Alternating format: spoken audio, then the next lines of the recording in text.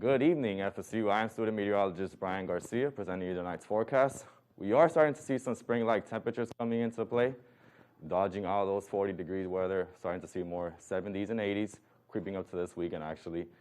Up here we have Gainesville. Some images are a little messed up, but here we have nicer weather. And there we go. We see our friends in Virginia, more cloudy weather in the 50 degrees, a little colder. Then Bowling Green, Kentucky, 64. You see that sunrise already. And then to our friends in Atlanta, you see that downtown Atlanta region, 66 degrees. It's about to be nighttime and cloudy skies, actually. Here we have the current temperatures. You see a little behind the one front, you see Shreveport at 78. And you move a little east, and you see all that rain bands.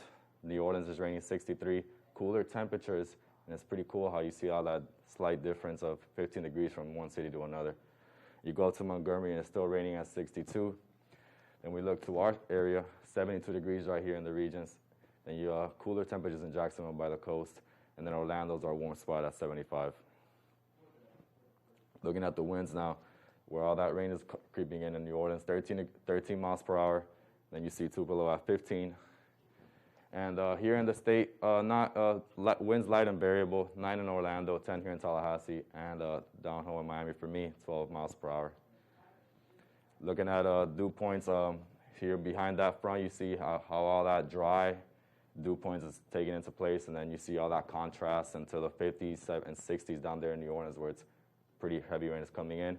And Montgomery as well, 60. And then here in the state of Florida, we're all around the same, upper 50s around so. You see all that rain coming in.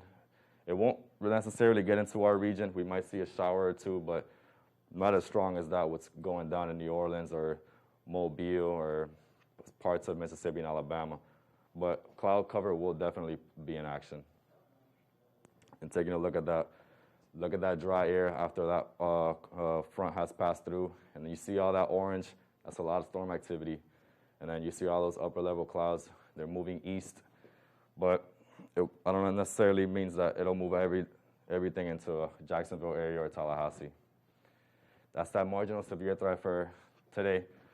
Not too much, but if you see down there southeast Louisiana, it's a little higher, and then here by Mobile, and then it just fades away by the Florida. However, tomorrow, things are starting to look a little more dangerous.